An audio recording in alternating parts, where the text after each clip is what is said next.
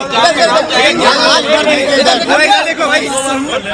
ने पूछा आश्वस्त किया कि हम आपकी आवाज बनेंगे, आपकी बात से लेकर रोड तक आएंगे, ट्वीट करेंगे और आपकी आवाज बनेंगे और आपको न्याय देने का कार्य करेंगे।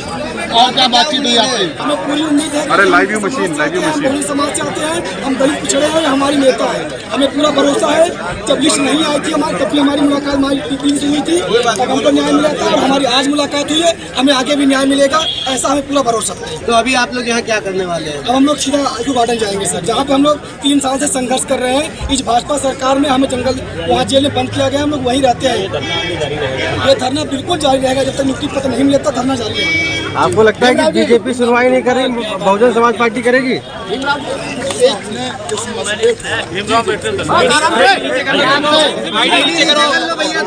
चेहरा मत छुपाओ, आईडी नीचे करो।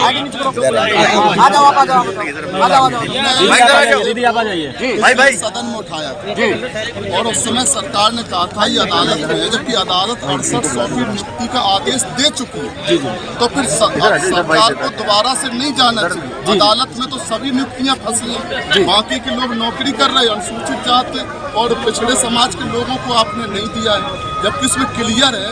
इस बार भी हम स्वयं धरना स्थल पर गए थे, ये लोग सभी मिले थे और हम इसको सदन में फिर हम उठाएंगे। माननीय बहन जी से भी निवेदन किया था, आज ये लोग मिले भी हैं। तो कल विधानसभा में, विधान परिषद में, दोनों में सरकार ने जो पिछला जवाब दिया, जो हमारे पास रखा है, उसके आधार पर इनको नियुक्ति सरकार को देनी है। सदन के अंदर हम इस बात को मजबूती से उठाएंगे। माननीय राष्ट्रीय पिछड़ा वर्ग आयोग ने भी कहा है, इन आयोग के भी है, उसमें आयोग का आदेश भी है। भाई आप किसी की नियुक्ति को रोक नहीं सकते, आप बिना आरक्षण के, ये संवैधानिक बाध्यता है सरकार के ऊपर कि आप जब भी नियुक्ति निकालेंगे तो आरक्षण का पालन करना ही होगा, यह संवैधानिक। और एक बात, भाजपा सरकार द्वारा बनाया हुआ, अभी अंदर क्या बातचीत हुई बहन जी से? माननीय बहन जी ने इनको, पिछली बार भी ये लोग आए थे तो 4-5 लोग मिले थे और इस बार भी माननीय बहन जी ने अभी हमें भी निर्देश किया है कि कल सदन में इसको विधान परिषद में उठाना है। हमारे उमाशंकर जी जो विधानमंडल दल के नेता हैं, वो विधानसभा में कल इस मसले को उठाएंगे और ये जो इनकी मांग है जायज, इसके साथ बहुजन समाज पार्टी माननीय बहन जी इनके साथ पूरे तरीके से। क्या ठीक है धरने में इनके साथ जो है बहुजन समाज पार्टी का अगर आप देखें तो ये लोग हैं, आप लोग चूप नहीं थे, कुछ फोटो आपको दे देना। हम धरना स्थल पर गए थे, हमारे लोग देखो जहाँ होंगे हम उनके साथ हैं, जहाँ इनका पसीना गिरेगा हम खून बहाने को तैयार है। ऐसे ही आप क्या बोलते? सरकार अगर कोई तानाशाही पर उतर आए, सरकार अगर लोकतंत्र का गला घोटने लगे तो क्या हम डर जाएंगे? हम अपने अधिकार के लिए, जो संवैधानिक अधिकार, उसके लिए लड़ेंगे और वो कोई गलत भी नहीं है। हम संविधान के दायरे में शांतिपूर्ण तरीके से अगर अपनी बात सरकार से कह रहे तो ये क्या गलत है? सरकार को सुनना चाहिए। हम बहुजन समाज पार्टी संवैधानिक दायरे में जितने भी आंदोलन हैं उसके साथ है।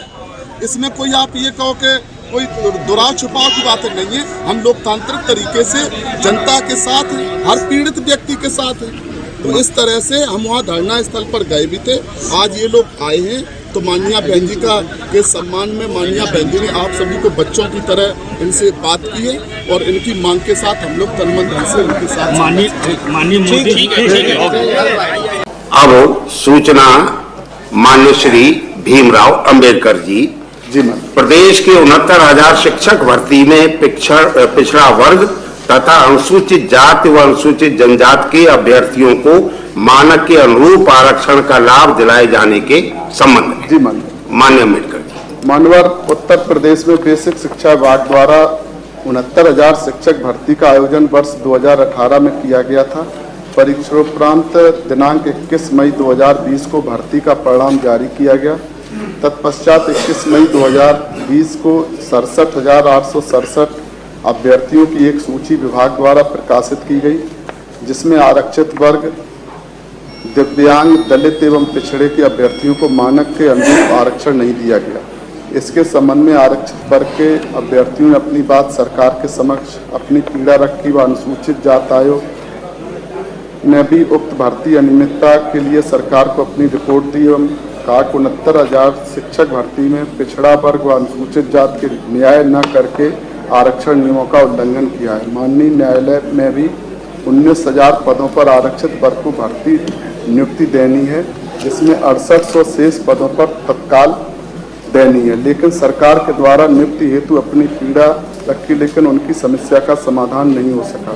आरक्षण से वंचित अभ्यर्थियों ने राष्ट्रीय पिछड़ा वर्ग आयोग तथा राष्ट्रीय अनुसूचित जाति आयोग में अपनी याचिका दाखिल की, जिसमें 1 वर्ष बाद सुनवाई के पश्चात राष्ट्रीय पिछड़ा वर्ग आयोग ने 29 अप्रैल 2021 को अपनी रिपोर्ट राज्य सरकार को सौंपी, जिसमें यह स्पष्ट किया गया कि 69,000 शिक्षक भर्ती में पिछड़ा वर्ग के अभ्यर्थियों को मानक के अनुरूप आरक्षण नहीं मिला। इसके कारण गरीब, बेरोजगार एवं शिक्षित, अनुसूचित जाति एवं अनुसूचित जनजाति व पिछड़े वर्ग के लोगों में काफ़ी रोष, क्षोभ एवं आक्रोश व्याप्त है। ये लोग बड़ी संख्या में एकत्र होकर सरकार के खिलाफ आंदोलन भी करते हैं। स्थिति कभी भी विस्फोटक हो सकती है। अतः जनहित के अवलंबी लोक महत्व के विषय पर सदन की समस्त कार्रवाई रोककर चर्चा कराए जाने की मांग करता हूँ। मानवर, ये जो विषय है ये सीधा सीधा जब हम इसको कह देते हैं कि सरकार आरक्षण का ख्याल नहीं रखती है तो खराब भी लगता है और हमें कहना भी कोई बहुत अच्छा नहीं लगता। लेकिन जब भर्ती निकलती है तो आपने 69,000 शिक्षकों के लिए भर्ती निकाली और भर्ती निकालकर आपने सीधा इसमें उल्लेख है कि 2018 से भर्ती निकालने के बाद 21 मई 2020, 31 मई 2020 को इसमें आपने जब चयन की सूची निकाली तो 67,867 अभ्यर्थियों का आपने चयन की सूची जारी कर दी और उसमें सीधा सीधा ही तो किसी के भी बहुत ज्यादा गणतज्ञ की जरूरत नहीं है कि 69,000 में जो आरक्षण है वो क्लियर है कि अनुसूचित जाति को आप इतना आरक्षण देते, अनुसूचित जनजाति को आप इतना आरक्षण देते, पिछड़े वर्ग को आप इतना आरक्षण देते और दिव्यांग को आप इतना आरक्षण देते। जब आपके पास क्लियर है तो फिर कहां भूल करके और आपने इनको बिल्कुल आरक्षण के बाहर कर दिया और 19,000 जब बाद में अब देखो कि सरकार के खिलाफ जो बेरोजगार है फिर वो लड़ने जाए तो कहा अनुसूचित जाति जनजाति आयोग में, पिछड़ा वर्ग आयोग में, दिल्ली, लखनऊ सब जगह ये गए बेचारे दौड़ते दौड़ते 18 से लेके 21 तक ये जब हर जगह गए और जाने के बाद राष्ट्रीय पिछड़ा वर्ग आयोग ने 29 अप्रैल 2021 को अपनी रिपोर्ट राज्य सरकार को दी कि आपने 19,000 इनको आपने 19,000 जो पिछड़े वर्ग, अनुसूचित जाति और दिव्यांग को आरक्षण देना था वो आपने नहीं दिया। क्लियर हो गया कि 19,000 को आपको देना। उसके बाद सरकार ने इस बात को माना और मानने के बाद फिर क्या हुआ कि आप 67,867 की भर्ती कर चुके थे। उन पदों पर आपने सामान्य वर्ग के जो हमारे अभ्यर्थी थे उनको आपने पोस्ट कर दिया, उनको नियुक्त कर दिया। अब आपके पास नौकरी कितने पद कितने बचे तो आपके पास जो पद बचे 6,000 जो आपके पास 6800 आपके पास पद बचे। 6800 से ज्यादा आपके पास पद ही नहीं थे, 6800 पद बचे क्योंकि इतने लोग 19,000 करने थे, 6800 बचे। फिर इस बात पर सहमति बनी कि आप 6800 को नियुक्ति दे दो। सरकार सहमत हो गई कि हम 6800 को नियुक्ति देंगे और जब 6800 की नियुक्ति की डेट क्लियर हो गई कि हम इनको कब नियुक्ति देंगे तो इनका जब आपने क्लियर कर दिया कि हम इनको नियुक्ति देने की डेट फिक्स कर दी और 5 जनवरी 2022 को 6800 आरक्षित वर्ग के अभ्यर्थियों की एक सूची बेसिक शिक्षा विभाग के द्वारा जारी कर दी कि इनको हम नौकरी देंगे। सूची जारी हो गई। उसी समय आचार संहिता लग गई। मतलब वही है कि गरीब के ऊपर तो मुसीबत चारों तरफ से टूटती है। तो इधर सूची जारी हुई और उधर आचार संहिता लग गई। तब ये हुआ कि आचार संहिता में बाकी सब काम होते रहेंगे लेकिन वो गरीब के लिए तो कोई नहीं कानून नहीं है। अब वो रोक लग गई। फिर बेसिक शिक्षा के अधिकारियों और चुनाव आयोग के बीच में बैठ के सहमति बनी कि आप इसको अभी रोक लो, जैसे चुनाव खत्म होगा हम उनको तुरंत दे देंगे। तो ये सहमति चुनाव के पहले की जिस डेट में आपने बनाई उस डेट को आप एक तरह से नियुक्ति पत्र जारी कर चुके थे अगर आचार संहिता न लगती। हमारा ये मतलब मूल विषय है। और उसके बाद क्या हुआ कि जैसे ही आचार संहिता खत्म हुई तो जो आप नियुक्ति दे रहे थे, फिर इसमें क्या बताया गया कि आपने 68,500 की जो आपने की, उसमें से जो सामान्य वर्ग के जो अभ्यर्थी थे उन्होंने रिट दायर कर दी कोर्ट में कि ये हमारे में ऐसे जा रहा। मतलब अजीब, इतनी मारा मारी है ना कि आदमी जब मर रहा है तो वो क्या करे, उधर भी बेरोजगारी इधर भी बेरोजगारी, तो वो आपस में सामान्य वर्ग के दलित और पिछड़े और दिव्यांग आमने सामने आ गए। उन्होंने कोर्ट में किया तो कोर्ट में सरकार की लचर कर दी। सरकार ने वहां क्या कह दिया, भाई हम कह रहे कि 69,000 की जो आपने भर्ती निकाली है, जिस 69,000 में हमें 19,000 पद मिलने चाहिए थे, उसमें से आपने सामान्य वर्ग को दे दिए, उसमें से 6800 जब क्लियर हुआ उसमें हमें देनी है। इन्होंने कोर्ट में क्या कह दिया कि जो 68,500 की भर्ती दूसरी है उसमें से जो हमें पद बचे थे उसमें से दे रहे। मतलब सरकार ने इनको, अब झूठ शब्द असंसदीय हम नहीं कहेंगे, लेकिन आपको सोचना चाहिए कि आप बोल क्या रहे। माननीय अदालत में जब पहुंच गए तो आपने ये बोल दिया, तो माननीय अदालत ने क्या कर दिया, माननीय अदालत ने कहा नहीं, आपने जब गलत तरीके से आरक्षित वर्ग के सीटों पर सामान्य वर्ग के लोगों को भरा है तो आप नई वैकेंसी में से इनको नहीं दे सकते, आप उसी 69,000 में से दो। तो मामला क्या फंस गया कि जब 69,000 में देंगे तो जिनको आरक्षित श्रेणी के पदों पर आप भर्ती कर चुके थे सामान्य वर्ग की, तो सामान्य वर्ग को फिर हटा के खाली कराएं और उन पर आप आरक्षित वर्ग को करें, तो ये मामला उलझ गया। अब वो कोर्ट में, तो जो बड़े वकील कोर्ट का भी ये होता है, आरोप नहीं लगाना है कि, लेकिन इतना तो कह ही सकते हैं कि वह हर वकील की फीस अलग होती है। गरीब आदमी सामान्य वकील करता है और ऐसे ऐसे भी वकील हैं कि जो एक एक दिन के 10-10 लाख जी नहीं। इस तरह की टिप्पणी और समय का भी आज अभाव है, समय का अभाव तो है ही सरकार के पास, और आपके पास दिल का भी अभाव है।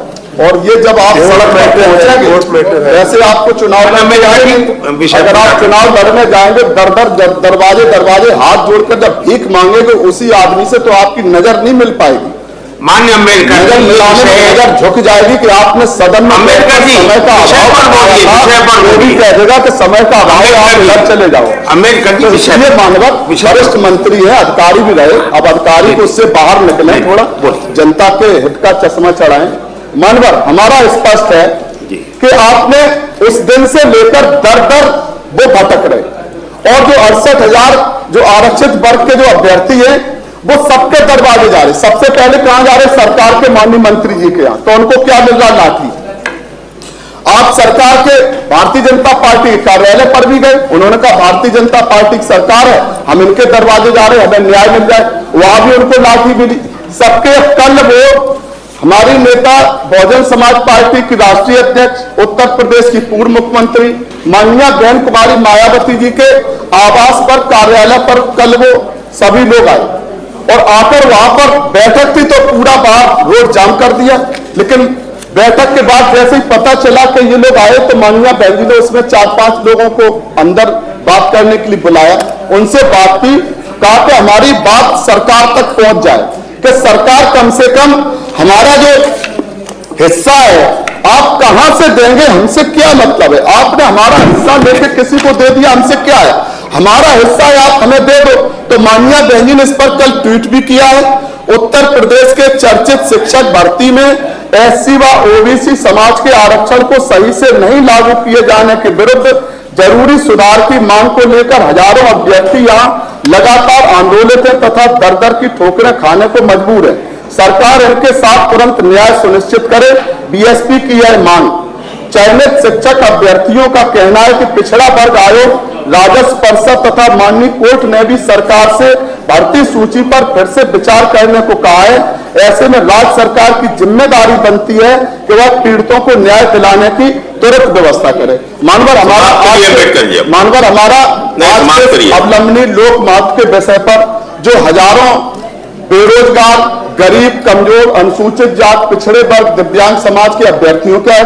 सरकार से हमारा अनुरोध है मानवर आपसे के पीठ से कि आप उनको 6800 का जो आपने क्लियर किया है कि उनको नियुक्ति का आपने जारी कर दी, उनको नियुक्ति देने की हम अनुरोध करते हैं। इसी के साथ इस अवलंबनी लोकमत के विषय पर हम सदन की समस्त कार्रवाई रोककर चर्चा कराए जाने की मांग। ठीक है, माननीय नेता सदन, माननीय मंत्री कौन बोलेगा?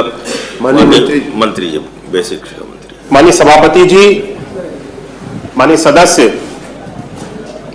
जिस 69,000 भर्ती के बारे में चर्चा कर रहे हैं, 69,000 भर्ती का प्रकरण को लेकर के सरकार पूरी तरह से गंभीर है और सरकार के द्वारा हर उचित निर्णय लिया गया कि इस भर्ती में जो अनियमितताएं हुई है उस अनियमितताओं को ठीक किया जाए।